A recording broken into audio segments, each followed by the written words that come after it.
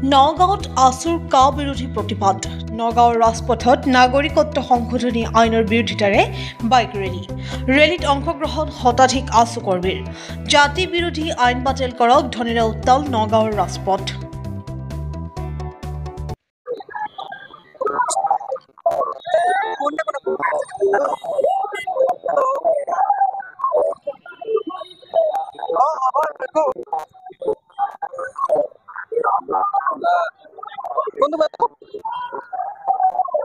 সৰু নগাঁও ছাত্ৰ সন্থাই আমি ভাৰত চৰকাৰে যি কাৰ বলবৎ কৰা সিদ্ধান্ত গ্ৰহণ কৰিছে তাৰ প্ৰতিবাদত আজি আমি বাইক ৰেলী উলিয়াব বিচাৰিছোঁ।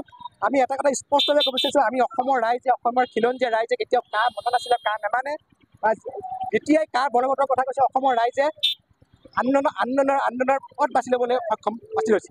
আৰু তাৰ লগে লগে আমি সমান্তৰালভাৱে এই অমিত শ্বাহ আৰু প্ৰধানমন্ত্ৰী ডাঙৰীয়াক এটা কথা ক'ব বিচাৰিছোঁ যে কাক কোনো কাৰণে অসমৰ ৰাইজে মনা নাছিলে আৰু নামানে, আৰু অনাগত যদি কাৰ বলবৎ কৰে তেনেকৈ গণতান্ত্ৰিক প্ৰতিবাদৰ সন্মুখীন হ'ব লাগিব।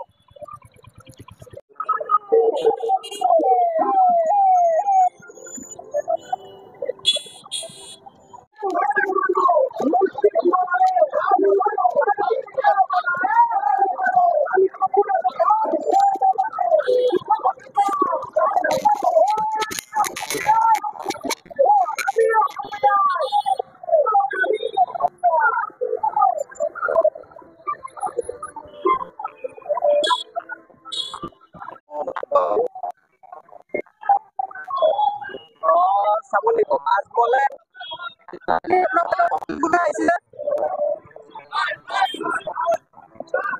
আপোনাৰ নগাঁও ষ্টেচনৰ পৰা কৈছোঁ। নগাঁও ৰাতি আছিলে নেকি? মই খবৰটো গোটাই আছোঁ আৰু হ'ব ঠিক আছে।